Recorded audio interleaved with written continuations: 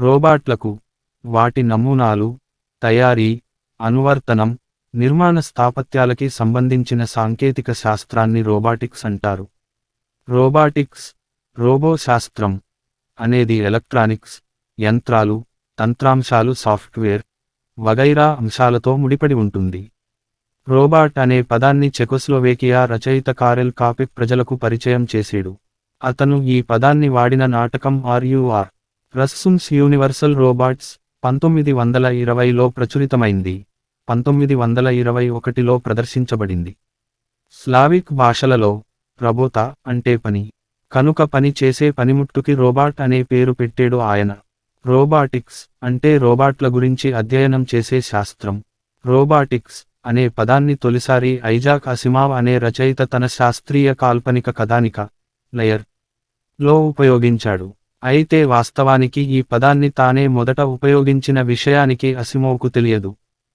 Electronic పరికరాల సాంకేతిక సంవిధాన శాస్త్రాన్ని ఎలక్ట్రానిక్స్గా పరిగణిస్తున్నందువలన రోబాట్లకు సంబంధించిన సాంకేతిక సంవిధాన శాస్త్రాన్ని రోబోటిక్స్ అని పరిగణించవచ్చని అతను భావించాడు. అయితే తన యొక్క ఇతర రచనల్లో అసిమావ్ ఈ పదాన్ని తాను తొలిసారి రనరౌండ్ అనే కథానికలో అస్టౌండింగ్ సైన్స్ ఫిక్షన్ మార్చి 1942 ఉపయోగించానని పేర్కొన్నాడు. నౌకరీ చేసే వ్యక్తిని నౌకరు అన్నట్లే చాకిరీ చేసే పనిముట్టుని చాకరు అనొచ్చు. కనుక రోబాట్కి తెలుగు సేత చాకరు. రోబాట్లని ఆటోమెటాన్లు అని కూడా అంటారు. చాకర్ల, రోబాట్ల చరిత్ర. కృత్రిమ సహాయకులు, కృత్రిమ సహచరులు ఉన్న కథలకు, వీటిని సృష్టించేందుకు జరిగిన ప్రయత్నాలకు సుదీర్ఘ చరిత్ర ఉంది. కానీ పూర్తిగా స్వయంప్రతిపత్తితో స్వయంచోదితమైన యంత్రాలు మాత్రం 20వ శతాబ్దంలోనే కనిపించాయి. తొలి సాంఖ్యీకృత నియంత్రణ, క్రమణికలతో, ప్రోగ్రామ్తో చాకరులని చేతనాత్మకం, యానిమేటంగ్ రోబోట్ చేయడం అనేది 1961లో జరిగింది. కొలిమిలో కాలుతున్న లోహ భాగాలను తీసేందుకు, వాటిని క్రమపద్ధతిలో అమర్చేందుకు దీనిని ఉపయోగించారు. ఈ రోజులలో అతి తక్కువ వ్యయంతో లేదా అత్యంత ఖచ్చితత్వంతో మానవుల కంటే విశ్వసనీయంగా పనులు చేసేందుకు వ్యాపార, పారిశ్రామిక రంగాలలో చాకర్లు, రోబాట్లు విస్తృతంగా ఉపయోగించబడుతున్నాయి. మానవులు చేసేందుకు సాధ్యం కాని పనులలో, అనగా బాగా అపరిశుభ్రమైన, ప్రమాదకరమైన లేదా మొండి పనులు చేసేందుకు కూడా వీటిని ఉపయోగిస్తున్నారు. ఉత్పాదక, నిర్మాణ, ప్యాకింగ్, రవాణా, భూమి, అంతరిక్ష అన్వేషణ, శస్త్రచికిత్స, ఆయుధ తయారీ, ప్రయోగశాల పరిశోధనలు, వినియోగదారుల, పారిశ్రామిక ఉత్పత్తులను భారీ స్థాయిలో తయారు చేసే కార్యకలాపాలకు కూడా రోబాట్లను విస్తృతంగా ఉపయోగించుకుంటున్నారు. చారిత్రకంగా చాకర్లు ఎలా పరిణతి చెందుతూ వచ్చాయో ఈ దిగువ సారణిలో చూడవచ్చు. సారణి: చరిత్రలో చాకర్ల పరిణతి. తేదీ ప్రాముఖ్యత రోబాట్, చాకరు పేరు సృష్టికర్త. 1వ శతాబ్దం AD. దానికి ముందు fire engine, wind organ, coin operated machine, steam powered ఇంజిన్లతో సహా 100కు పైగా యంత్రాలు, స్వయంచాలక వ్యవస్థల గురించి హీరో ఆఫ్ అలెగ్జాండ్రియా అనే పురాతన గ్రీకు ఇంజనీరు వాయువుతో చలించే యంత్రాలు, స్వయంచాలకాల్లో వివరించాడు. Ctesibius of Alexandria, Philo of Byzantium, Hero of Alexandria. ఇతరులు 1206 మానవరూప ఆటోమేటాన్లు, 4 వాద్యకారులు కలిగిన పడవ అల్ జజారి. 1495 మానవరూప రోబోట్ కోసం నమూనాలు, యాంత్రిక వీరుడు లియోనార్డో డా వించి. 1738 యాంత్రిక బాతుకు తినగలిగే, రెక్కలు ఆడించే, విసర్జించే సామర్థ్యం, జీర్ణ సామర్థ్యం ఉన్న బాతు జాక్వెస్ డి వాకాన్సన్. 1800 దశకం జపాన్ యాంత్రిక బొమ్మలు టీ సరఫరా చేయడంతో పాటు బాణాలు సంధించడం, బొమ్మలు గీశాయి కారాకూరి బొమ్మలు తనకా హిసాషిగే. 1921 RUR నాటకంలో కనిపించే తొలి కాల్పనిక ఆటోమేటాన్, మరమనిషి లు రోబోట్లుగా పరిచయం చేయబడ్డాయి. రస్సుమ్స్ యూనివర్సల్ రోబోట్స్ కారెల్ కాపెక్. 1930వ దశకం 1939, 1940 ప్రపంచ ప్రదర్శనలో ప్రదర్శించిన మానవరూప robot Electro Westinghouse Electric Corporation. 1948 జీవసంబంధ ప్రవర్తనలను ప్రదర్శించే సాధారణ రోబోట్లు Elsie, Elmer William Grey Walter. 1956 George Devol, Joseph Engelberger స్థాపించిన యూనిమేషన్ కంపెనీ డెవోల్స్ యొక్క పేటెంట్ల ఆధారంగా మొదటి వ్యాపార రోబోట్ను తయారు చేసింది యూనిమేట్ జార్జి డెవోల్. 1961 తొలిసారి స్థాపించబడిన పారిశ్రామిక రోబాట్ యూనిమేట్ జార్జి డెవోల్. 1963 మొదటి ప్యాలటైజింగ్ రోబాట్ పాలటైజర్ ఫ్యూజీ యుసోకి కోగ్యో. 1973 వైద్యుతయాంత్రిక ప్రభావంతో కదిలే 6 చేతులు కలిగిన తొలి పారిశ్రామిక robot Famulus KUKA robot group. 1975 programmable universal manipulation arm Unimation ఉత్పత్తి ప్యూమా విక్టర్ షిన్మాన్. కొన్ని సాంకేతిక పదాలకి తెలుగు మాటలు: యాక్టివేట సమానము చోదకి, అఫిక్ట సమానము నిర్వాహకి, అల్గరిథం సమానము అభియుక్తి, గ్రిప సమానము పట్టుక, ఇన్వర్టెడ్ పింజూలం సమానము త్రిశంకులోలకం, మోట సమానము చాలకం, మానిప్యులేట్ సమానము అనుసంధానించు, నేర్పుగా పనిచేయు, మనిప్యులేట సమానము సంధానకం, ప్రొస్థెటిక్ లింబ్స్ సమానము కట్టుడు అంగాలు, రోబోట్ సమానము చాకరు, చాకిరీ చేసేది, సిన్స సమానము సంవేదకి, సిన్స అరే సమానము సంవేదక శ్రేణి, సిన్సింగ్ సమానము ఇంద్రియ గ్రహణం, సోస్ సమానము మాతృక, చాకరు, రోబాట్ లో భాగాలు. ఆకృతి: స్థూలంగా రోబాట్లలో యాంత్రిక విభాగం, విద్యుత్ విభాగం అని 2 భాగాలు ఉంటాయి. చేయవలసిన పనికి అనుకూలంగా ఒక చట్రం, ఫ్రేమ్ ఉంటుంది. ఉదాహరణకి మనిషిని పోలిన చాకరులో అస్థిపంజరాన్ని పోలిన చట్రం ఉండొచ్చు. లంకెలని రోబాట్ ఎముకలుగా ఊహించుకోవచ్చు. చోదకులని, యాక్టివేటలని కండరాలుగా పరిగణించవచ్చు. ఈ భాగాలు 1 లేదా అంతకంటే ఎక్కువ పారామిటర్స్ వాడకానికి వీలు కల్పిస్తాయి. అనేక సమకాలీన రోబాట్లు శ్రేణిక చయనికలని ఉపయోగిస్తాయి. ఈ చయనికలలో ప్రతి లంకె ముందు వైపు ఒకదానితో, వెనుక వైపు మరొకదానితో అనుసంధానించబడి ఉంటుంది. ఈ రోబాట్లను శ్రేణిక చాకర్లు అని పిలుస్తారు. ఎక్కువగా ఇవి మానవ చేతిని ప్రతిబింబిస్తాయి. వివిధ జంతువుల, కీటకాల నిర్మాణాన్ని ప్రతిబింబించే ఇతర కట్టడాలు చాలా అరుదుగా కనిపిస్తుంటాయి. అయితే రోబాట్లలో అటువంటి నిర్మాణాల అభివృద్ధి, వినియోగాలపై పరిశోధనలు జరుగుతున్నాయి. ఉదాహరణకు బయోమెకానిక్స్. మానిప్యులేటర్లుగా ఉపయోగించే రోబాట్లలో వాటి చివరి లంకెపై ఒక అంతిమ నిర్వాహకి అఫిక్టా ని కలిగి ఉంటాయి. శక్తి ప్రాప్తి స్థానం: ప్రస్తుతం ఎక్కువగా సీసాంలపు ఘటమాల, లెడ్, యాసిడ్ బ్యాటరీలను ఇంధన మాతృకలుగా ఉపయోగిస్తున్నారు. ఈ కిందివాటిని కూడా శక్తి మాతృకలుగా పరిగణించవచ్చు: న్యూమాటిక్ నిక్షిప్తం, సంపీడన వాయువులు ద్వారా; హైడ్రాలిక్ నిక్షిప్తం, సంపీడన ద్రవాలు ద్వారా; జోరు చక్ర నిక్షిప్తం, జోరుగా తిరిగే చక్రం ద్వారా; కర్బన వ్యర్థ నిక్షిప్తం, వాయురహిత పచనం ద్వారా; మలము, మానవులు, జంతువులు, మిలిటరీ అవసరాలకు ఇటువంటి ప్రక్రియను ఉపయోగిస్తున్నారు. సైనిక సిబ్బంది మలాన్ని సహాయక రోబాట్ల ఇంధన అవసరాలకు తిరిగి ఉపయోగించడం జరుగుతోంది. దీనికి సంబంధించిన వ్యవస్థ ఎలా పనిచేస్తుందో తెలుసుకునేందుకు డిక యొక్క ప్రాజెక్ట్ స్లింగ్షాట్ స్టిర్లింగ్ ఇంజిన్ను చూడండి. ఇప్పటికీ పరీక్షించని ఇంధన మాతృకలు, ఉదాహరణ జోయ్సెల్. రేడియోధార్మిక మాతృకలు, ప్రతిపాదిత 50కు సంబంధించిన ఫోర్డ్ కారు వంటివి, రెడ్ ప్లానెట్ వంటి చలనచిత్రాల్లో ప్రతిపాదించబడిన వంటివి. చోదనం, యాక్చుయేషన్. ఎయిర్ మజిల్స్ జోడించిన ఒక రోబాట్ కాలు. చోదక సాధనాలను ఒక రోబాట్కు కండరాలుగా పరిగణించవచ్చు. ఈ సాధనాలు నిల్వ శక్తిని చలనంగా మారుస్తాయి. చాలా వరకు ప్రసిద్ధ చోదక సాధనాలు ఎలక్ట్రిక్ మోటార్లు అయితే, రసాయనాల చేత, సంపీడన వాయువుల చేత శక్తిని పొందే అనేక ఇతర పరికరాలు కూడా వాడుకలో ఉన్నాయి. చాలకాలు, మోటార్లు. సంతోషం: అనేక రోబాట్లు విద్యుత్ చాలకాలని, ఎలక్ట్రిక్ మోటార్లను ఉపయోగిస్తున్నాయి. వీటిల్లో కుంచెలు ఉన్నవి, కుంచెలు లేనివి DC ఎలక్ట్రిక్ మోటారులు ఎక్కువ. పీడన విద్యుత్ చాలకాలు, పియజో మోటార్లు. DC మోటార్లకు ఇటీవల అందుబాటులోకి వచ్చిన ప్రత్యామ్నాయాలను పీడన విద్యుత్ చాలకాలు, పియోజో మోటార్లు లేదా స్రవాణాతీత చాలకాలు, ఆల్ట్రాసోనిక్ మోటార్లు అని పిలుస్తున్నారు. ఇవి సిద్ధాంతపరంగా వైవిధ్యమైన సూత్రం ప్రకారం పనిచేస్తాయి. ఇక్కడ సూక్ష్మ పియోజోసిరామిక్ మూలకాలు సెకండుకి కొన్ని వేలసార్లు కంపిస్తూ సరళ లేదా భ్రమణ చలనాన్ని కలిగిస్తాయి. ఆచరణలో వివిధ రకాల సాంకేతిక పద్ధతులను వాడుతున్నారు. ఒక పద్ధతిలో పీడన అంశాల కంపనాన్ని ఉపయోగించి చాలకాన్ని వృత్త పరిధి వెంబడి కానీ, సరళ రేఖామార్గంపై కానీ నడిచేందుకు ఉపయోగిస్తారు. మరొక రకం పద్ధతిలో పీడన అంశాలని ఒక మర చుట్టూ, నట్ ను కంపింపజేసేందుకు కానీ, ఒక స్క్రూని కదిపేందుకు కానీ ఉపయోగిస్తారు. ఈ మోటార్ల వాడకం వల్ల సమకూడే లాభాలు: నేనోమీటర్ విశ్లేషము, రెజల్యూషన్, వేగం, వాటి పరిమాణానికి అందుబాటులో ఉండే శక్తి. ఈ మోటార్లు ఇప్పటికీ విపణిలో అందుబాటులో ఉన్నాయి, వీటిని కొన్ని రోబాట్లలో ఉపయోగిస్తున్నారు. ఎలాస్టిక్ నేనోట్యూబ్లు: ఇది బాగా వృద్ధిలోకి వచ్చే అవకాశం ఉన్న ప్రారంభ దశ ప్రయోగాత్మక సాంకేతిక పరిజ్ఞానం. నేనోట్యూబ్లలో లోపాలు లేకపోవడంతో ఈ ఫిలమెంట్లు ఎక్కువ భాగం ప్రత్యస్త విరూపణం ఇలాస్టిక్ గా డఫోమ్ చెందేందుకు దోహదం చేస్తుంది. లోహ నేనోట్యూబ్లకు ఇంధన నిల్వ స్థాయి 10 J-3 వరకు ఉంటుంది. మానవ ద్విశిర కండరాన్ని ఈ పదార్థంతో చేసిన 8 మిల్లీమీటర్లు వ్యాసం కలిగిన తీగతో పునఃస్థాపన రిప్లేస్ చేయవచ్చు.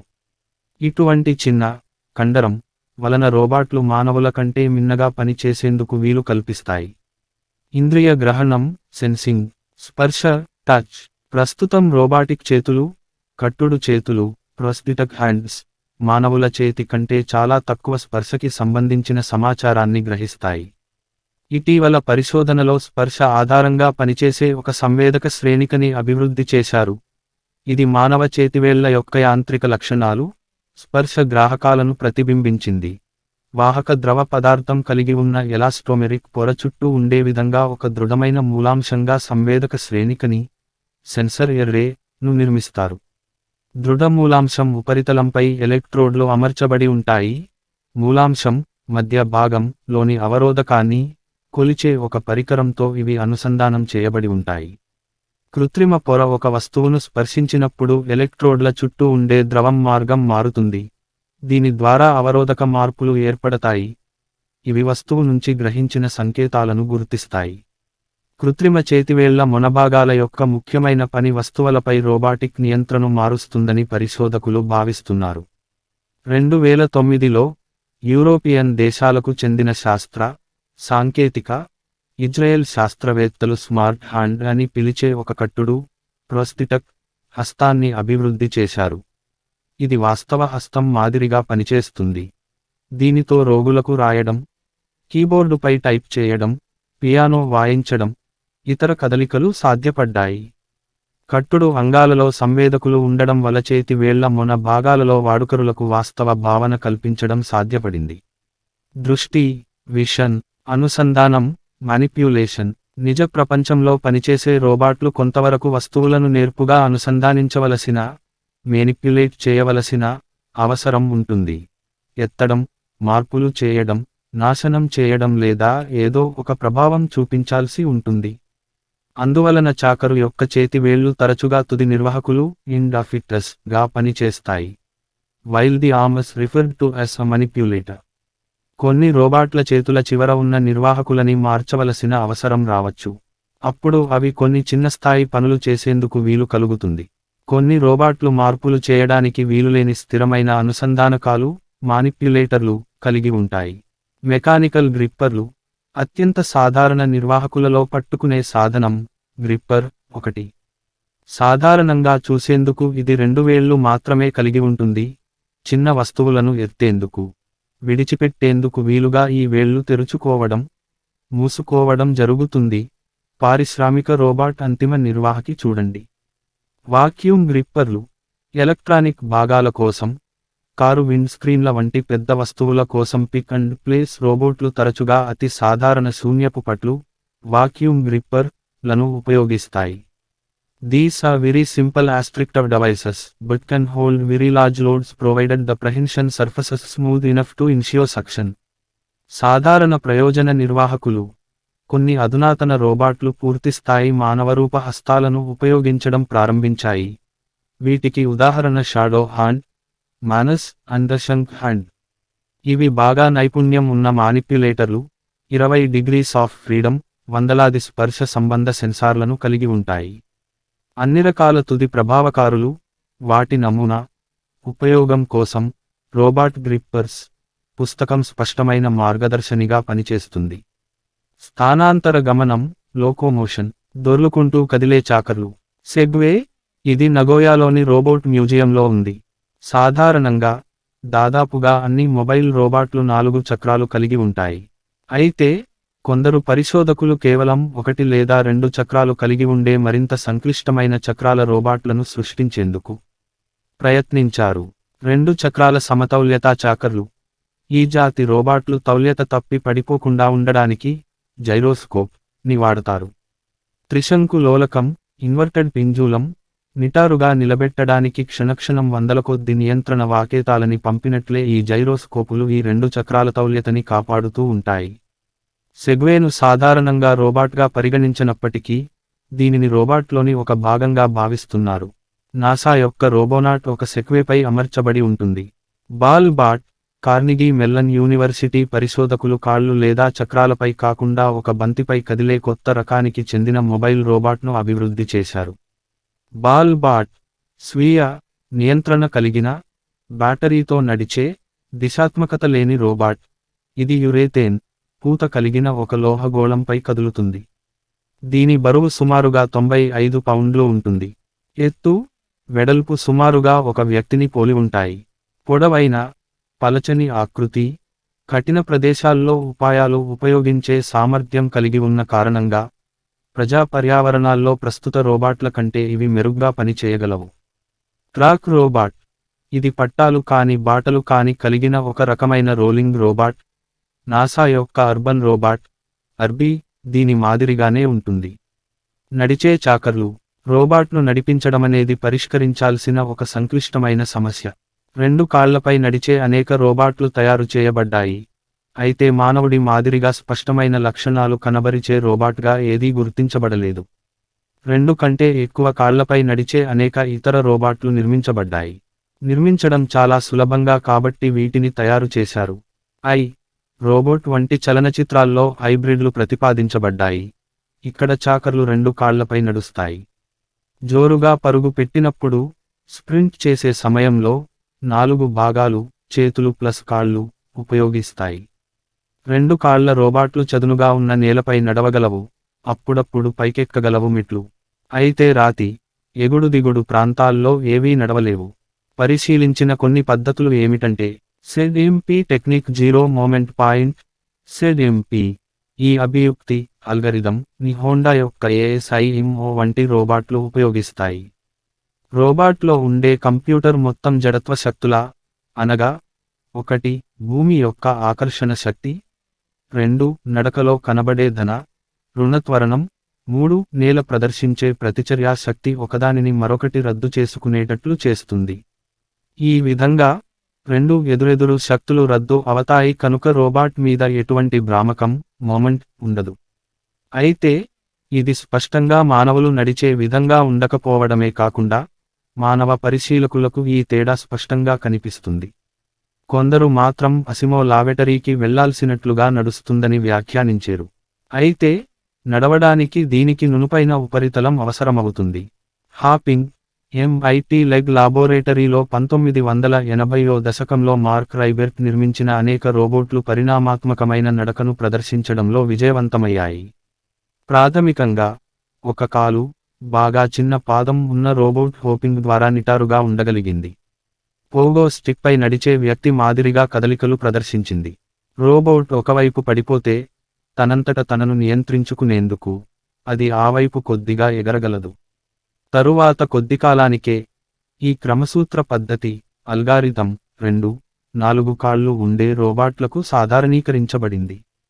2 కాళ్ళు కలిగిన రోబాట్ పరిగెత్తడం, పిల్లిమొగ్గలు వేయడం కూడా ప్రదర్శించింది. 4 కాళ్ల రోబాట్ కూడా పెద్ద అంగలతో కదలడం, పరిగెత్తడం, వేగం, పరిమితిని ప్రదర్శించగలిగింది. ఈ రోబాట్ల పూర్తి జాబితాకు దీనిని చూడండి. మిత్ ల్యాబ్ రోబోట్స్ పేజ్. చలనశీల సమీకరణం, డైనామిక్ బాలన్సింగ్, లేదా నియంత్రిత పతనం, కంట్రోల్ ఫోలింగ్. రోబాట్ నడిచేందుకు ఇది ఒక అధునాతన మార్గం ఏమిటంటే చలనశీల సమీకరణ అభియుక్తిని ఉపయోగించడం. జీరో మోమెంట్ పాయింట్ టెక్నిక్ కంటే ఇది ఎక్కువ ప్రతిభావంతమైనది, ఎందుకంటే ఇది రోబాట్ కదలికలని ఎప్పటికప్పుడు పర్యవేక్షించడమే కాకుండా స్థిరత్వం కోసం అడుగుల కదలికలను కూడా నిర్దేశిస్తుంది. ఈ సాంకేతిక పద్ధతిని ఇటీవల ఎనీబోట్స్ డెక్స్టర్ రోబాట్ ప్రదర్శించింది. ఇది అధిక స్థిరత్వాన్ని కలిగి ఉండటంతో పాటు గెంతగలదు. మరో ఉదాహరణ ఏమిటంటే 2 డెల్ఫ్ ఫ్లేమ్. నిష్క్రియాత్మక గతి శాస్త్రం, పాసివ్ డైనామిక్స్, వాస్తవానికి అత్యంత ప్రతిభావంతమైన పద్ధతి. నిష్క్రియాత్మక గతి శాస్త్రాన్ని ఉపయోగిస్తుంది. ఈ పద్ధతిలో ఎక్కువ దక్షతని సాధించడం కొరకు కదిలే అవయవాల ద్రవ్యవేగం లేదా ఉద్వేగం మొమెంటం ఉపయోగిస్తారు. ఈ పద్ధతిలో బయట నుండి సరఫరా చేసిన శక్తిని ఉపయోగించకుండా మానవ రూపంలో ఉన్న చాకర్లు వాలు ప్రదేశాల్లో పడిపోకుండా నడచి చూపించాయి. ఇవి కేవలం ఆకర్షణ శక్తిని మాత్రమే ఉపయోగించుకొని వాటంతటవి నడిచాయి. సమతల ఉపరితలంపై నడిచేందుకు ఈ సాంకేతిక పద్ధతిని ఉపయోగించే చాకరుకు అతి కొద్ది స్థాయిలో మోటార్ శక్తిని సరఫరా చేయాల్సి ఉంటుంది. కొండ ఎక్కేందుకు మరికొంచెం ఎక్కువ శక్తిని అందజేయాల్సి ఉంటుంది. అసిమో వంటి సిఎంపి నడిచే రోబాట్ల కంటే 10 రెట్లు ఎక్కువ సమర్థవంతంగా నడిచేందుకు ఈ సాంకేతిక పద్ధతి ఉపయోగపడుతుంది. స్థానాంతర గమనానికి ఇతర పద్ధతులు other methods of locomotion. Flying ఆధునిక ప్యాసింజర్ ఎయిర్లైనర్ను ఇద్దరు మనుషులు పర్యవేక్షించే ఒక ఎగిరే రోబాట్ అని చెప్పవచ్చు. ఆటో పైలట్ టేకాఫ్ సాధారణ ప్రయాణం, ల్యాండింగ్తో పాటు విమానం యొక్క ప్రతి ప్రయాణ దశను నియంత్రిస్తుంది. ఇతర ఎగిరే రోబాట్లు మానవరహితంగా ఉంటాయి. వీటిని మానవరహిత వాయు వాహనాలు వావ్లు గా గుర్తిస్తున్నారు. ఇవి చాలా తేలిగ్గా, చిన్నవిగా ఉంటాయి.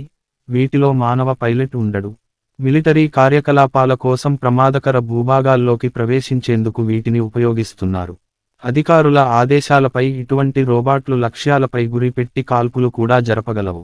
లక్ష్యాలపై స్వయంచాలకంగా కాల్పులు జరిపే విధంగా కూడా వావ్లు అభివృద్ధి చేయబడ్డాయి.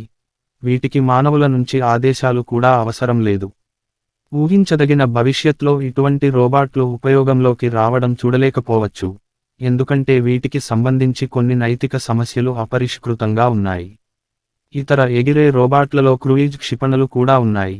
The Entomopter and the Epson micro helicopter robot.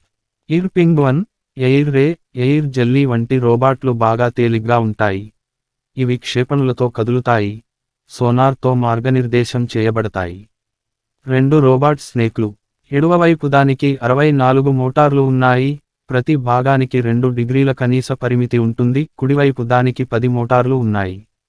Snake king అనేక స్నేక్ రోబాట్లు విజయవంతంగా అభివృద్ధి చేయబడ్డాయి. ఇవి వాస్తవ పాముల కదలికలను అనుకరణ చేయగలవు. ఈ రోబాట్లు బాగా నిర్బంధించబడిన ప్రదేశాల్లో కదలగలవు. ఏదో ఒకరోజు కూలిపోయిన భవనాల్లో చిక్కుకున్న బాధితులను గుర్తించేందుకు వీటిని ఉపయోగించే అవకాశం ఉంది. Japanese ACMR-5 snake robot. ఇది భూమిపై, నీటిలో కూడా కదలగలదు. స్కేటింగ్ కొద్ది సంఖ్యలో స్కేటింగ్ రోబాట్లు అభివృద్ధి చేయబడ్డాయి. వీటిలో ఒకటి multi mode walking and skating device Titan V. శక్తిని ఉపయోగించని చక్రాలతో, ఇది 4 కాళ్ళు కలిగి ఉంటుంది. ఇది అడుగులేయడం లేదా దొర్లడం రెండూ చేయగలదు. ప్లేన్ అనే మరో రోబాట్ చిన్న స్కేట్ బోర్డు లేదా రోలర్ స్కేట్స్లను ఉపయోగించగలదు. డెస్క్టాప్పై ఇది స్కేట్ చేయగలదు. క్లైంబింగ్ నిలువైన ఉపరితలాలను అధిరోహించే సామర్థ్యం ఉన్న రోబాట్లను అభివృద్ధి చేసేందుకు అనేక వివిధ పద్ధతులను ఉపయోగించారు. ఒక పద్ధతి గోడపై మానవ అధిరోహకుడు శైలిని అనుకరిస్తుంది. గరిమనాభిని సర్దుబాటు చేయడం, పట్టు పొందేందుకు ప్రతి అవయవాన్ని కదపడం ద్వారా ఇది మానవ శైలిని ప్రతిబింబిస్తుంది.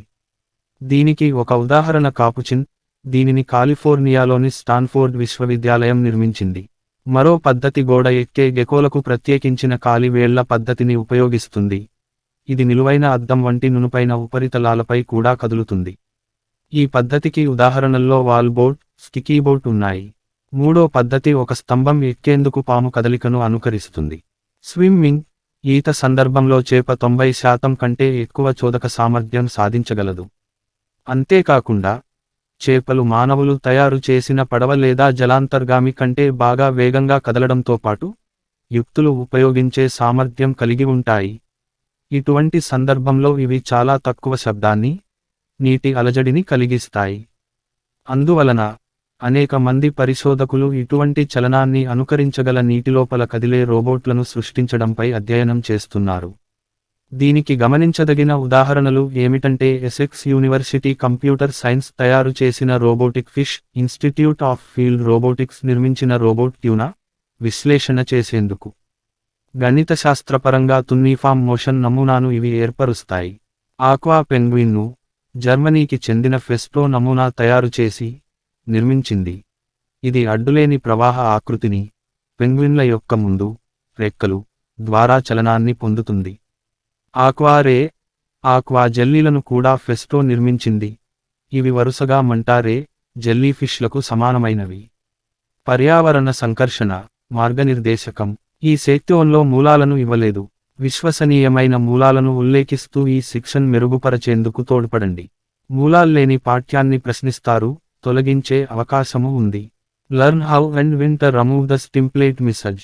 ఈరోజు ఉపయోగించబడుతున్న అనేక రోబోట్లు మానవ నియంత్రణలో లేదా స్థిరమైన వాతావరణంలో నిర్వహించబడుతున్నాయి. పరిణామశీల పర్యావరణంలో స్వచ్ఛందంగా విధులు నిర్వహించగల రోబోట్లను అభివృద్ధి చేయడంపై కూడా ఆసక్తి పెరుగుతోంది. ఈ రోబోట్లకు వాటి పర్యావరణంలో ప్రయాణించేందుకు కొన్ని రకాల నావిగేషన్ హార్డ్వేర్, సాఫ్ట్వేర్ అవసరమవుతుంది. ముందుగా ఊహించని సంఘటనలు ఎదురైనప్పుడు, ఉదాహరణకు వ్యక్తులు, స్థిరంగా ఉండని ఇతర వస్తువులు, రోబోట్లు సమస్యలు సృష్టించడం లేదా వాటిని ఢీకునే అవకాశం ఉంది. కొన్ని అత్యాధునిక రోబోట్లుగా గుర్తింపు పొందిన అసిమో, ఎవర్-1 మైను రోబోట్లు మెరుగైన రోబోట్ నావిగేషన్ హార్డ్వేర్, సాఫ్ట్వేర్ కలిగి ఉన్నాయి. అంతేకాకుండా స్వయం నియంత్రణ కార్లు, ఎర్నెస్ట్ డిక్మాన్స్ చోదకరహిత కారు, డర్ప్ గ్రాండ్ ఛాలెంజ్లో పాల్గొనే కార్లు పర్యావరణాన్ని గ్రహించి వ్యవహరించే సామర్థ్యం కలిగి ఉన్నాయి. దీనికి సంబంధించి సేకరించిన సమాచారం ఆధారంగా అవి మార్గనిర్దేశక నిర్ణయాలు తీసుకోగలవు. ఇటువంటి వాటిలో ఎక్కువ భాగం రోబోట్లు మార్గబిందువులతో ఒక GPS నావిగేషన్ పరికరాన్ని కలిగి ఉంటాయి. దీనితో పాటు వీటిలో రాడార్ కూడా ఉంటుంది. మెరుగైన మార్గబిందువుల మధ్య సరైన మార్గనిర్దేశం పొందేందుకు కొన్నిసార్లు ఇవి లిడార్, వీడియో కెమెరాలు, జడత్వ మార్గనిర్దేశ వ్యవస్థల వంటి ఇతర సెన్సరీ డేటాను కలిగి ఉంటాయి. మానవ రోబోట్ సంకర్షణ కిస్మెట్ కన్ produce a range of facial expressions. రోబోట్లను గృహాల్లో, పారిశ్రామికేతర వాతావరణంలో వాటికి ఆదేశాలు జారీ చేసిన విధంగా విధులను సమర్థవంతంగా నిర్వర్తించేలా చేయడం, ముఖ్యంగా వాటి చేత పనిని నిలిపివేయించడం తెలుసుకోవడం కీలక అంశం అవుతుంది. వాటితో సంకర్షణ చెందే వ్యక్తులు రోబోటిక్స్లో అతికొద్ది అవగాహన లేదా ఎటువంటి అనుభవం లేకుండా ఉండవచ్చు. అందువలన ఎటువంటి ప్రతిముఖమైన చూడగానే తెలుసుకునే విధంగా ఉండాలి. ఆదేశ మార్గ అంతర్ముఖం ద్వారా కాకుండా వాక్కు, సంజ్ఞలు, ముఖ భావప్రకటనల ద్వారా రోబోట్లు మానవులతో సమాచార ప్రసారణ జరుపుతాయని శాస్త్రీయ కాల్పనిక రచయితలు కూడా ఊహిస్తున్నారు. సమాచారాన్ని తెలియజేసేందుకు మానవులకు మాట్లాడటం అతి సాధారణ మార్గం, అయితే రోబోట్కు ఇది చాలా అసహజమైన పద్ధతి. కాల్పనిక C3PO మాదిరిగా సహజంగా రోబోట్లు సంకర్షణ జరిపేందుకు ఇంకా కొంతకాలం పడుతుంది. వాక్కు గుర్తింపు యథార్థ కాలంలో మానవుడి వాక్కు గుర్తింపు, నిరంతర శబ్దాల ప్రవాహాన్ని అనువదించడం కంప్యూటర్కు ఒక సంక్లిష్టమైన విషయంగా ఉంది, ఎందుకంటే వాక్కులో చాలా వైవిధ్యం ఉంటుంది. మాట్లాడే వ్యక్తికి జలుబు, ఇతరాలు ఉన్నా లేకున్నా, గతంలో పలికిన పదాన్ని స్థానిక ధ్వని విషయాలు, శబ్దంపై ఆధారపడి అదే వ్యక్తి అదే పదాన్ని మళ్లీ పలికినప్పుడు వైవిధ్యం కనిపిస్తుంది. మాట్లాడే వ్యక్తి వైవిధ్యమైన ఉచ్చారణ కలిగి ఉన్నప్పుడు ఇది ఇంకా సంక్లిష్టంగా మారుతుంది. ఏదేమైనప్పటికీ 1952లో ఒకే వినియోగదారు 100% ఖచ్చితత్వంతో పలికిన 10 అంకెలను గుర్తించిన తొలి వాయిస్ ఇన్పుట్ సిస్టమ్ ను డేవిస్ బిడుల్ఫ్ బాలాషెక్ రూపొందించిన తరువాత ఈ రంగంలో పరిశోధకులు గణనీయమైన పురోభివృద్ధి సాధించారు. ప్రస్తుతం అత్యుత్తమ వ్యవస్థలు నిరంతర సహజ ప్రసంగాన్ని నిమిషానికి 160 పదాల వరకు 95% ఖచ్చితత్వంతో గుర్తించగలవు. అంగ ముద్రలు, ఆంగికాలు, గెస్చర్స్ భవిష్యత్లో ఒక రోబాట్ వంటమనిషి పిండివంటను ఎలా చేయాలో వివరించడం చూసే అవకాశం ఉంది, లేదా రోబాట్ పోలీస్ ఆఫీసర్ నుంచి మార్గం తెలుసుకునే అవకాశం కూడా లేకపోలేదు. ఈ రెండు సందర్భాల్లో చేతి సంజ్ఞలు చేయడం ద్వారా నోటితో వివరాలు తెలుసుకునేందుకు వీలు ఏర్పడుతుంది. తొలి సందర్భంలో మానవుడు చేసిన సంజ్ఞలను రోబాట్ గుర్తిస్తుంది, బహుశా నిర్ధారణ కోసం వాటిని మరోమారు చేయాల్సిన అవసరం ఉండవచ్చు. రెండో సందర్భంలో రోబోట్ పోలీసు అధికారి రోడ్డుపై నేరుగా వెళ్ళి, తరువాత కుడివైపు తిరగండి అని సంజ్ఞ సూచిస్తాడు. ఇటువంటి సంజ్ఞలు మానవులు, రోబోట్ల మధ్య సంకర్షణలో భాగం అయ్యే అవకాశాలు ఎక్కువగా ఉన్నాయి. మానవ చేతి సంజ్ఞలను గుర్తించే అనేక వ్యవస్థలు అభివృద్ధి చేయబడ్డాయి. ముఖ భావప్రకటన ముఖ భావప్రకటనలు ఇద్దరు మానవుల మధ్య చర్చల్లోని పురోభివృద్ధిపై వేగంగా స్పందన తెలియజేయగలవు. త్వరలో మానవులు, రోబోట్లకు దీనిని అమలు చేసే అవకాశం ఉంది. హాన్సన్ రోబోటిక్స్ ప్రూబెర్ అని పిలిచే స్థితిస్థాపక, సాగే పాలిమర్ను ఉపయోగించి నిర్మించిన రోబోటిక్ ముఖాలు పెద్ద సంఖ్యలో ముఖ భావప్రకటనలు వ్యక్తపరిచాయి. రబ్బర్ ఫేషియల్ కోటింగ్ సాగే గుణం ఉన్న కారణంగా సర్వోస్ ముఖ భావప్రకటనలు సృష్టించేందుకు లోపల ఉపరితల మోటార్లు అమర్చడం ద్వారా ఇది సాధ్యపడింది. కోటింగ్, పూత, సర్వోలను ఒక లోహ పొరపై నిర్మించారు. మానవుడితో ఏ విధంగా సంప్రదింపు జరపాలి, వారి ముఖ భావప్రకటనలను, శరీర భాషను ఏ విధంగా అంచనా వేయాలో రోబోట్కు తెలిసుండాలి. వ్యక్తి యొక్క సంతోషం, భయం లేదా వెర్రి, అభిమానం రోబోట్ నుంచి ఆశిస్తున్న సంకర్షణను ప్రభావితం చేస్తుంది. ఇదే విధంగా కిస్మెత్ మరింత ఇటీవల తయారు చేసిన నెక్సీ వంటి రోబోట్లు పెద్ద సంఖ్యలో ముఖ భావప్రకటనలు వ్యక్తపరచగలవు. వీటి ద్వారా అవి మానవులతో అర్థవంతమైన సామాజిక సంభాషణలు జరపగలిగాయి. కృత్రిమ భావోద్వేగాలు రోబోట్లలో కృత్రిమ భావోద్వేగాలు కూడా పలికించవచ్చు. ముఖ భావప్రకటనలు లేదా సంజ్ఞలు ద్వారా వీటిని రోబోట్లకు జోడిస్తారు. Final Fantasy the Spirits Within చలనచిత్రంలో చూపించిన విధంగా ఈ కృత్రిమ భావోద్వేగాలు క్రమణిక చేయడం చాలా కష్టంతో కూడుకున్న వ్యవహారం. దీనికి పెద్ద ఎత్తున మానవ పరిశీలన అవసరమవుతుంది. చలనచిత్రంలో ఈ క్రమణికను సులభం చేసేందుకు ఒక ప్రత్యేక సాఫ్ట్వేర్ ప్రోగ్రామ్తో ముందు అమరికలు సృష్టించబడ్డాయి. దీని వలన చలనచిత్రం నిర్మాణానికి అవసరమైన సమయం బాగా తగ్గిపోయింది. ఈ ముందు అమరికలు నిజ జీవిత రోబోట్లకు కూడా ఉపయోగించేందుకు బదిలీ చేయవచ్చు. వ్యక్తిత్వం శాస్త్రీయ కల్పనల్లోని అనేక రోబోట్లు వ్యక్తిత్వం కలిగి ఉంటాయి. భవిష్యత్లో రూపొందించబోయే వ్యాపార రోబోట్లలో దీనిని చూసే లేదా చూడకపోయే అవకాశం లేకపోలేదు. ఏదేమైనప్పటికీ పరిశోధకులు వ్యక్తిత్వం కలిగిన రోబోట్లను సృష్టించేందుకు ప్రయత్నిస్తున్నారు. అంటే అవి శబ్దాలు, ముఖ భావప్రకటనలు, శరీర భాషను ఉపయోగించి సంతోషం, విచారం లేదా భయం వంటి అంతర్గత స్థితిని తెలియజేయగలవు. దీనికి ఒక వ్యాపారపరమైన ఉదాహరణ ఏమిటంటే ప్లేయో. ఇది ఒక రోబోట్ డైనోసార్ బొమ్మ. ఇది పలు భావోద్వేగాలు వ్యక్తం చేయగలదు. నియంత్రణ ఈ సెక్టోన్లో మూలాలను ఇవ్వలేదు. విశ్వసనీయమైన మూలాలను ఉల్లేఖిస్తూ ఈ శిక్షణ మెరుగుపరచేందుకు తోడ్పడండి. మూలాల్లేని పాఠ్యాన్ని ప్రశ్నిస్తారు, తొలగించే అవకాశము ఉంది. Learn how and when to remove the template message. ఒక రోబోట్ యొక్క యాంత్రిక నిర్మాణం తప్పనిసరిగా విధులు నిర్వర్తించేందుకు నియంత్రించబడుతుంది. రోబోట్ యొక్క నియంత్రణ 3 దశల్లో ఉంటుంది: గ్రాహకత్వం, సంవిధానం, చర్య, రోబోటిక్ లక్షణాలు. పర్యావరణం లేదా రోబోట్ స్వీయ విషయాల, ఉదాహరణకు దాని యొక్క కీళ్ల స్థానం లేదా దాని యొక్క తుది ప్రభావకారి గురించి సెన్సార్లు సమాచారాన్ని అందజేస్తాయి. ఈ సమాచారం తరువాత యాంత్రికంగా కదిలే చోదకాలకు, మోటార్లు, తగిన సంకేతాల గణన కోసం సంవిధానం చేయబడుతుంది. సంవిధాన దశ సంక్లిష్టంగా ఉంటుంది. పునరుత్తేజ స్థాయి వద్ద ఇది ముడి సెన్సార్ సమాచారాన్ని నేరుగా చోదక సాధనానికి పంపే ఆదేశాలుగా అనువదించవచ్చు. ధ్వనించే సెన్సార్ సమాచారం నుంచి ప్రయోజనకర అంశాలను అంచనా వేసేందుకు తొలిసారి సెన్సార్ ఫ్యూజన్ను ఉపయోగించారు, ఉదాహరణకు రోబోట్ యొక్క గ్రిప్పర్ స్థానం. ఈ అంచనాల నుంచి తక్షణ చర్య, ఒక నిర్ణీత దశలో గ్రిప్పర్ను కదపడం వంటి చర్యలు గ్రహించవచ్చు. నియంత్రణ సిద్ధాంతం నుంచి సాంకేతిక పద్ధతులు చర్యను ఆదేశాలుగా మారుస్తాయి. ఈ ఆదేశాలు చోదక సాధనాలను నడిపిస్తాయి. దీర్ఘకాల ప్రాతిపదికల్లో లేదా బాగా అధునాతన చర్యల కోసం రోబోట్లను నిర్మించాల్సిన అవసరం ఉంది. వాటిని ఒక అభిజ్ఞాత్మక నమూనాగా మలచాలి. అభిజ్ఞాత్మక నమూనాలు రోబోట్కు, ప్రపంచానికి, అవి ఎలా సంకర్షణ చెందే విధానానికి ప్రాతినిధ్యం వహించేందుకు ప్రయత్నిస్తాయి. శ్రేణి గుర్తింపు కంప్యూటర్ దర్శన శక్తిని వస్తువులను గుర్తించేందుకు ఉపయోగించవచ్చు. ప్రతిసంధానం పద్ధతులను ప్రపంచ పటాలను నిర్మించేందుకు ఉపయోగించవచ్చు. చివరగా అస్థిర ప్రణాళిక ఇతర కృత్రిమ నిఘా పద్ధతులను ఉపయోగించి ఏ విధంగా స్పందించాలో నిర్ణయిస్తారు. ఉదాహరణకు, ఒక ప్రణాళిక రచయిత అవరోధాలను కొట్టకుండా, పడిపోకుండా, ఇతర చర్యల లేకుండా ఒక పనిని ఎలా పూర్తి చేయాలో అంచనా తయారు చేయవచ్చు. స్వయంప్రతిపత్తి స్థాయిలు నియంత్రణలు వ్యవస్థలు వివిధ రకాల స్వయంప్రతిపత్తి స్థాయిలు కలిగి ఉండవచ్చు. స్పర్శ సంబంధ లేదా టెలి ఆపరేటెడ్ పరికరాల కోసం ప్రత్యక్ష సంకర్షణను ఉపయోగిస్తారు. మానవులు రోబోట్ కదలికలపై దాదాపుగా పూర్తి నియంత్రణ కలిగి ఉంటారు. నిర్వాహక సహాయ మార్గాలు నిర్వాహకుడి ఆదేశాల మాధ్యమాన్ని కలిగి ఉంటాయి. వీటి ద్వారా ఉన్నత స్థాయి విధులు నిర్వర్తించబడతాయి. ఇందుకు రోబోట్ స్వయంచాలకంగా ఏ విధంగా ఈ విధులు నిర్వర్తించాలో తెలియజేస్తుంది. మానవ సంకర్షణ అవసరం లేకుండా స్వయంప్రతిపత్తి కలిగిన రోబోట్ ఎక్కువ కాలం పాటు పనిచేయగలదు.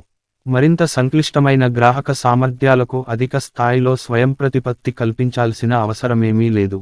ఉదాహరణకు, అసెంబ్లీ ప్లాంట్లలోని రోబోట్లు పూర్తిగా స్వయంప్రతిపత్తి కలిగి ఉంటాయి, అయితే అవి నిర్ణీత పద్ధతిలోనే పని చేస్తాయి. మానవ నియంత్రణ, యంత్ర చలనాలు మధ్య సంకర్షణను పరిగణలోకి తీసుకున్న మరో వర్గీకరణను ఈ కింద చూడవచ్చు. టెలిఆపరేషన్. ప్రతి కదలికను మానవుడు నియంత్రిస్తాడు.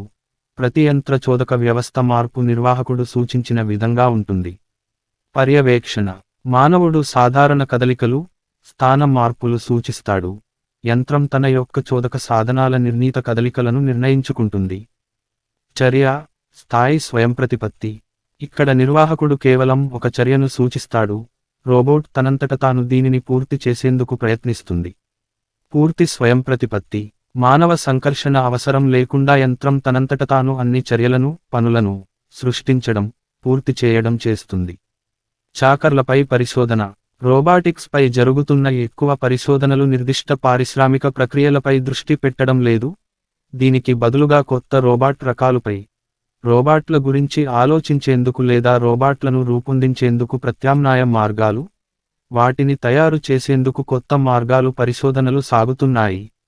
MIT యొక్క సైబర్ ఫ్లోరా ప్రాజెక్టు పూర్తిగా విద్యావిషయకమైనది. రోబోట్ ప్రాజెక్టులను ఓపెన్ సోర్సింగ్ చేయడం రోబోట్ రూపకల్పనలో తొలి నూతన ఆవిష్కరణగా గుర్తింపు పొందింది. రోబోట్ ఆధునికీకరణ స్థాయిని వర్ణించేందుకు జనరేషన్ రోబోట్స్ అనే పదాన్ని ఉపయోగించవచ్చు. కార్నెగీ మెల్లన్ యూనివర్సిటీ రోబాటిక్స్ ఇన్స్టిట్యూట్లో ప్రిన్సిపల్ రీసెర్చ్ సైంటిస్ట్గా పనిచేస్తున్న హాన్స్ మోరవేక్ ఈ పదాన్ని వెలుగులోకి తీసుకొచ్చారు. దీనిని ఆయన రోబాట్ సాంకేతిక పరిజ్ఞానం సమీప భవిష్యత్ పరిణామాలను వర్ణించేందుకు ఉపయోగించాడు. 1997లో మోరవేక్ అంచనా వేసిన తొలి తరం రోబాట్లు ఒక బల్లి స్థాయి మేధస్సును కలిగి ఉంటాయని భావించాడు. ఇవి 2010 నాటికి అందుబాటులోకి వస్తాయని పేర్కొన్నాడు. అయితే తొలి తరం రోబాట్లకు నేర్చుకునే సామర్థ్యం లేని కారణంగా రెండో తరం రోబాట్లు తొలి తరం వాటి కంటే మెరుగ్గా ఉంటాయని, ఇవి 2020 నాటికి అందుబాటులో ఉంటాయని మోరవేక్ అంచనా వేశారు. రెండో తరం వాటికి చిట్టెలుకతో సమానమైన మేధస్సు ఉండవచ్చని ఊహించారు. మూడో తరం రోబోట్కు కోతితో సమానమైన మేధస్సు ఉండవచ్చు. అయితే నాలుగో తరం రోబోట్లు మానవుడి మేధస్సును అందుకుంటాయని మోరవేక్ అంచనా వేశాడు. ఇది ఏదో ఒక రోజు సాధ్యపడుతుందని. అయితే 2040, 2050కి ముందుగా నాలుగో తరం రోబోట్ రూపకల్పన జరుగుతుందని తాను భావించడం లేదని పేర్కొన్నాడు. The second evolutionary robots. ఇది రోబోట్ల రూపకల్పనకు, ముఖ్యంగా శరీర రూపానికి లేదా కదలికకు, ప్రవర్తన నియంత్రకులకు సాయం చేసే పరిణామాత్మక గణనను ఉపయోగించే ఒక పరిశోధనా పద్ధతి. సహజ పరిణామం మార్గంలోనే పెద్ద సంఖ్యలో రోబోట్లు పోటీ పడేందుకు అనుమతించబడ్డాయి లేదా అవి ఒక పని చేసే సామర్థ్యాన్ని ఒక ఫిట్నెస్ ఫంక్షన్ను ఉపయోగించి కొలవవచ్చు. పేలవమైన పనితీరు కనబరిచే రోబోట్లను వినియోగం నుంచి తొలగిస్తారు. వీటి స్థానాల్లో కొత్త రోబోట్లను ప్రవేశపెడతారు. ఇవి విజేతల ఆధారంగా కొత్త ప్రవర్తనలు కలిగి ఉంటాయి. రోబోట్ల జనాభా బాగా పెరిగిపోతే చివరకు సంతృప్తికరమైన రోబోట్ కనిపిస్తుంది. పరిశోధకుల చేత ఎటువంటి ప్రత్యక్ష ప్రోగ్రామింగ్ అవసరం లేకుండా ఇది జరుగుతుంది. మెరుగైన రోబోట్లు సృష్టించేందుకు, పరిణామ క్రమాన్ని అన్వేషించేందుకు పరిశోధకులు ఈ పద్ధతిని ఉపయోగిస్తారు. ఈ ప్రక్రియలో అనేక తరాల రోబోట్లను అనుకరణ చేయాల్సిన అవసరం తరచుగా ఏర్పడుతున్న కారణంగా ఈ పద్ధతిని పూర్తిగా లేదా ఎక్కువగా అనుకరణ ప్రపంచంలోనే దీనిని అమలు చేయాల్సి ఉంది. పరిణామ అల్గారిథాలు మెరుగ్గా కనిపిస్తే వాటిని నిజమైన రోబోట్లపై పరీక్షిస్తారు. ప్రస్తుతం ప్రపంచవ్యాప్తంగా 1 మిలియన్ పారిశ్రామిక రోబోట్లు ఉపయోగంలో ఉన్నాయి. జపాన్ తన ఉత్పాదక రంగంలో ఎక్కువ రోబోట్లు ఉపయోగిస్తున్న దేశంగా గుర్తింపు పొందింది. విద్య, శిక్షణ. విద్యా రంగంలో రోబోటిక్స్ ఒక సాధారణ అండర్గ్రాడ్యుయేట్ స్థాయి చదువుగా ఉంది. కొన్ని విశ్వవిద్యాలయాలు రోబోటిక్స్లో డిగ్రీలను కూడా అందజేస్తున్నాయి. ఇటీవల మధ్య ఉన్నత పాఠశాల విద్యార్థులకు రోబోట్లు ఆసక్తికర అంశాలుగా మారాయి. అనేక విశ్వవిద్యాలయాల్లో కంప్యూటర్ సైన్స్ తొలి ఏడాది పాఠ్యాంశాల్లో సంప్రదాయ సాఫ్ట్వేర్ ఇంజనీరింగ్ ఆధారిత పాఠాలు కాకుండా రోబోట్ ప్రోగ్రామింగ్కు సంబంధించిన పాఠాలు జోడించాయి. కొన్ని మాస్టర్ కోర్సుల్లోనూ రోబోటిక్స్కు సంబంధించిన కోర్సులు చేర్చబడ్డాయి. రోబోటిక్స్లో ఉపాధి చాకర్ల సంఖ్య పెరిగే కొద్దీ రోబోటిక్స్కు సంబంధించిన ఉద్యోగాలు కూడా పెరుగుతున్నాయి. కొన్ని ఉద్యోగాలకు కేబుళ్ల నిర్మాణం, భాగాలు కలపడం, పరీక్షించడం వంటి ప్రస్తుత ఉద్యోగ నిపుణతలు అవసరమవుతాయి. ఓరల్ సాలిడ్లు లేదా మందులు కలిగిన మాత్రల చీటి సూచనలను పూరించేందుకు ఫార్మసీలకు, మందుల షాపులకు ఉపయోగపడే రోబోట్ను ఒకదానిని స్క్రిప్ట్ ప్రో తయారు చేసింది. ఔషధ విక్రేత లేదా ఔషధ నిపుణుడు సూచనల సమాచారాన్ని రోబోట్ యొక్క సమాచార వ్యవస్థలోకి ప్రవేశపెడతాడు. ఈ వ్యవస్థ ఒక ఔషధానికి సంబంధించిన సమాచారం రోబోట్లో ఉందో లేదో గుర్తించిన తరువాత నింపేందుకు రోబోట్కు సమాచారం పంపుతుంది. మాత్ర పరిమాణాన్ని బట్టి నిర్ణయించే విధంగా రోబోట్ 3 వేర్వేరు రకాల పరిమాణాలు కలిగిన చిన్న మందు సీసాలు కలిగి ఉంటుంది. రోబోట్ నిపుణుడు, వినియోగదారు లేదా ఔషధ విక్రేత రోబోట్ను మందులతో నింపే సమయంలో కావాల్సిన మందు సీసా పరిమాణాన్ని నిర్ణయిస్తాడు. మందు సీసా నింపిన తరువాత దీనిని కన్వేయర్ బెల్ట్ పైకి తీసుకొస్తారు. దీనిపై అది మందు సీసా తిప్పిన వ్యక్తికి లేదా రోగి చీటిని జోడించిన వ్యక్తికి మందులు సరఫరా చేస్తుంది. తరువాత దీనిని మరో కన్వేయర్ పై అమరుస్తారు. ఇది LED తెరపై రోగి యొక్క పేరుతో ఉన్న స్లాట్కు మందుల చిన్న సీసాలను సరఫరా చేస్తుంది. ఔషధ విక్రేత లేదా నిపుణుడు తరువాత సరఫరా చేయబడిన మందు సీసా సంబంధిత రోగికి చెందినదే కాదో మరోసారి సరిచూస్తారు. తరువాత వాటికి సీల్ వేసి తీసుకెళ్లేవారికి అందజేస్తారు. మందుల చీటీలను నింపేందుకు మందుల షాపు ఆధారపడదగిన సమర్థవంతమైన పరికరంగా రోబోట్ను గుర్తించవచ్చు. ఇది చాలా సమయాన్ని ఆదా చేస్తుంది. మరో ఆరోగ్య సంరక్షణ రోబోటిక్స్ ఉత్పత్తి ఏమిటంటే మెక్కేసోన్ యొక్క రోబోట్ RX. ఇది అతికొద్ది దోషాలతో లేదా ఎటువంటి దోషాలు లేకుండా రోజు వేలాది ఔషధాలను పంపిణీ చేసేందుకు ఔషధ కేంద్రాలకు సాయపడుతుంది. రోబోట్ 10 అడుగుల వెడల్పు, 30 అడుగుల పొడవు కలిగి ఉంటుంది. ఇది వివిధ రకాల వందలాది మందులు, వేలాది మోతాదులను పట్టుకోగలదు. వనరుల కొరత తీవ్రంగా ఉన్న ఈ పరిశ్రమలో అవసరమయ్యే సిబ్బంది సంఖ్యను బాగా తగ్గించేందుకు ఇది ఉపయోగపడుతుంది. వాయు శాస్త్ర వ్యవస్థతో కలిసి పనిచేసే ఒక వైద్యుతయాంత్రిక తలను ఇది ఉపయోగించుకుంటుంది. ఇది ప్రతి మోతాదును పట్టుకుని నిల్వ ప్రదేశానికి లేదా సరఫరా చేయాల్సిన ప్రదేశానికి పంపిణీ చేస్తుంది. మందులను తీసుకునేందుకు 180 డిగ్రీలు తిరిగే సమయంలో తల భాగం ఏక అక్షంపై కదులుతుంది. ఈ ప్రక్రియ సందర్భంగా సరైన మందును తీసుకొచ్చేందుకు ఇది బార్కోడ్ సాంకేతిక పరిజ్ఞానాన్ని ఉపయోగిస్తుంది. ఇది ఆ తరువాత కన్వేయర్ బెల్ట్పై రోగికి ప్రత్యేకించిన డబ్బాకు ఔషధాన్ని సరఫరా చేస్తుంది. రోబోట్ సరఫరాతో రోగికి అవసరమైన అన్ని మందులతో డబ్బా నిండినప్పుడు ఆ డబ్బా విడుదల చేయబడుతుంది. తరువాత అది కన్వేయర్ బెల్ట్ పైనుంచి సరుకు కోసం ఎదురుచూస్తున్న సాంకేతిక నిపుణుడి వద్దకు చేరుతుంది. ఈ నిపుణుడు వాటిని తీసుకుని సరఫరా చేయవలసిన వారికి అందజేస్తాడు. సంరక్షణ సేవలు అందించే రోబోట్ ఫ్రెండ్ అనేది ఒక పాక్షిక, స్వయంప్రతిపత్తి కలిగిన రోబోట్. దీనిని వైకల్యం, వయసు పైబడిన వ్యక్తులకు రోజువారీ కార్యకలాపాల్లో సాయం చేసేందుకు రూపొందించారు. ఇది భోజనం తయారు చేయడం, సరఫరా చేయడం లేదా వృత్తిజీవితంలో మళ్లీ సమన్వయం చేయడం వంటి పనులను ఇది చేస్తుంది. రోబోట్ వివిధ రకాల వ్యక్తులకు ఉపయోగకరంగా ఉంటుంది. ఉదాహరణకు, కండర వ్యాధులు లేదా తీవ్రమైన పక్షవాతంతో బాధపడుతున్న రోగులకు ఇది ఉపయోగకరంగా ఉంటుంది. ఉదాహరణకు రోజువారీ జీవితంలో ఆరోగ్య నిపుణులు లేదా నర్సుల వంటి ఇతర వ్యక్తుల సాయం లేకుండా నచ్చిన విధంగా పోటుకు సంబంధించిన ప్రత్యేక పనులు నిర్వర్తించేందుకు దీనిని ఉపయోగించవచ్చు. యూనివర్సిటీ ఆఫ్ బ్రెమెన్లోని ఇన్స్టిట్యూట్ ఆఫ్ ఆటోమేషన్ (IAT) లో 3 వివిధ ప్రాజెక్టులలో అభివృద్ధి చేసిన ఇటువంటి రోబోట్లలో రోబోట్ ఫ్రెండ్ 3వ తరానికి చెందిన రోబోట్. చివరి ప్రాజెక్టులో చికిత్సకులు, వివిధ ఆసక్తి గ్రూపులకు చెందిన ప్రతినిధులతో కూడిన AMA Rob వెబ్ పేజ్ అనే వివిధ రంగాలకు చెందిన కన్సార్టియం ఫ్రెండ్ అభివృద్ధిని ప్రభావితం చేసింది.